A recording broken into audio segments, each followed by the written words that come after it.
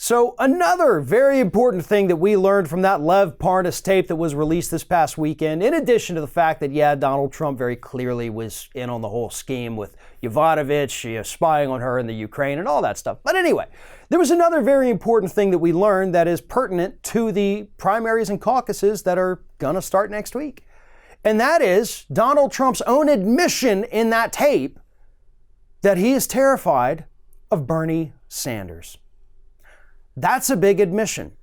In the tape, Donald Trump admits to the people in that room that he was terrified that Hillary Clinton was going to choose Bernie Sanders as her running mate, and that Bernie was the only person he was hoping she did not pick.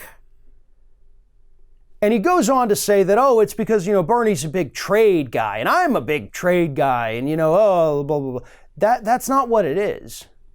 What it is that Bernie Sanders has ideas. Bernie Sanders has good ideas that are going to help the majority of people in this country. Trump doesn't have those. Hillary Clinton, believe it or not, folks, did not have very many of those, and the ones that she didn't do a good enough job articulating. Bernie Sanders, on the other hand, wasn't about talking points. He was about plans and policies. And that terrifies Donald Trump. He was able to pull Hillary Clinton down to his level. I think back to those debates. I know a lot of people on the left want to say, no, Hillary won because she stayed on topic. Well, she didn't, folks. Go back and rewatch some of those. Watch how Donald Trump pulls her into his arguments and gets her off of her own. Tim Kaine, Hillary Clinton's running mate, was weak as heck. So weak that I had to look up his name because I forgot who he was before I did this video, as I'm sure a lot of people also did. Tim Kaine was completely forgettable. What happened in his debate with Mike Pence? Nobody remembers. But if you had replaced him, or instead of picking him, picked Bernie Sanders, Trump would have been afraid.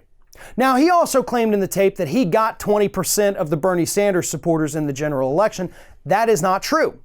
He got roughly 13% of the Bernie Sanders supporters in the general election, which is still basically half of the number of Clinton supporters that didn't vote for Obama and instead voted for McCain in 2008.